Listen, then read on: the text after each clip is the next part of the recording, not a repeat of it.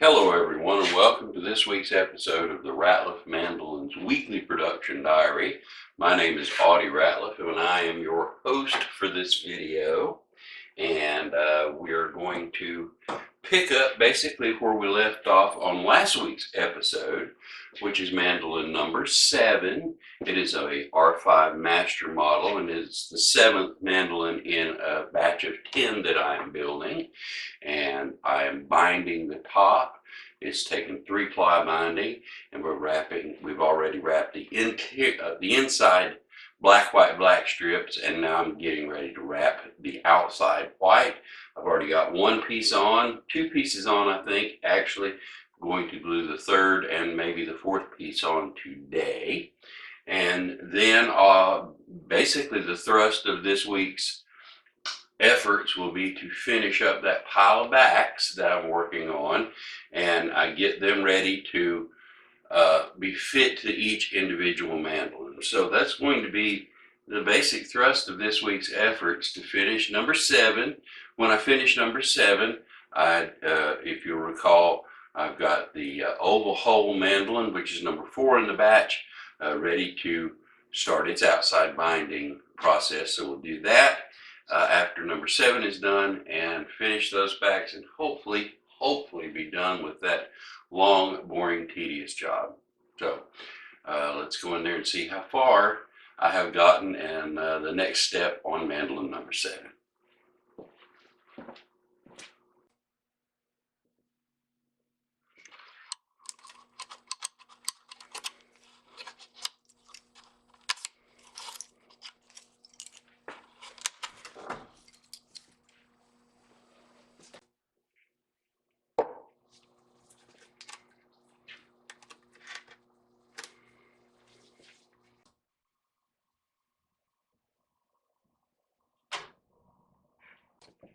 All right, so here I have mandolin number 7. This outer piece of binding is glued on, as is this one. So we can either do this one, next. Doesn't really matter. There's only 3 pieces left. This one, and this one. So we'll take this one, I guess.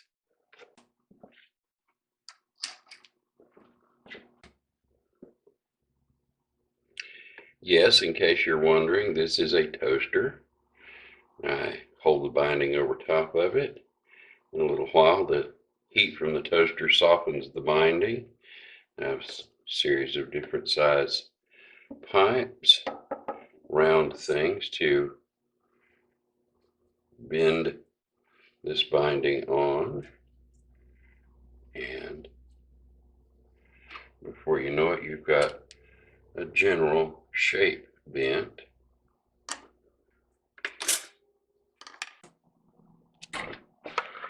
And you just basically keep working with it a little bit at a whack until it goes about where you want to. Then we're going to cut this joint.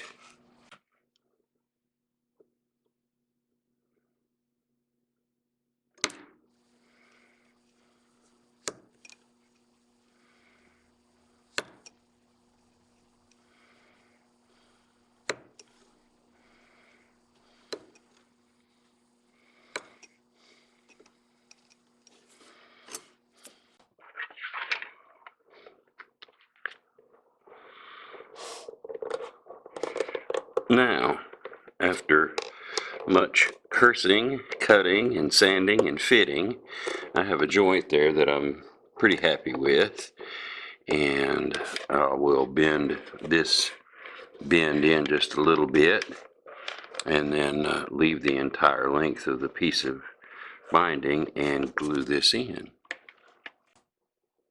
Now I'm ready to spread glue.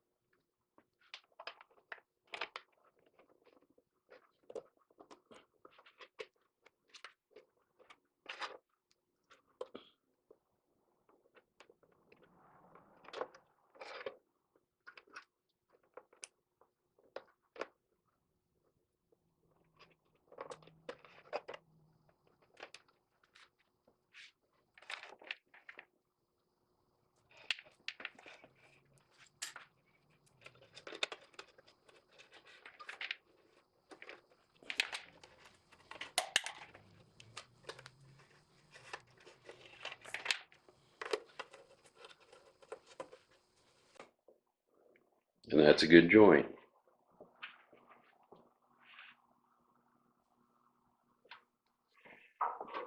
It is now Wednesday morning, and the day's work plan is very, very simple. I'm going to put the last piece of binding on mandolin number 7 here, glue that on, and then I'm not going to do anything else. We'll go straight over to those backs and spend all day sanding out backs. That's the plan.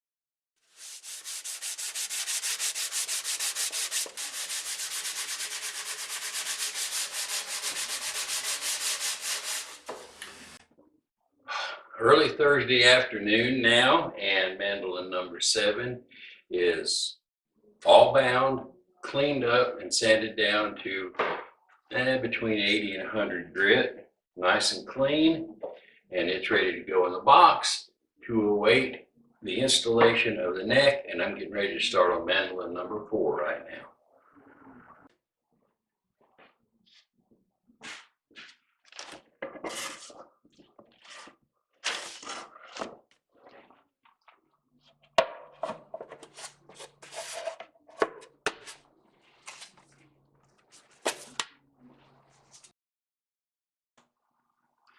Well, it is Friday, mid-afternoon.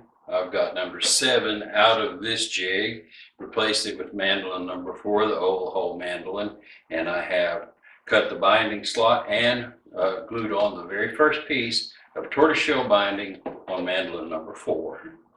And I've done all I'm going to do to these backs here. They are cleaned on the inside. They are cleaned on the outside.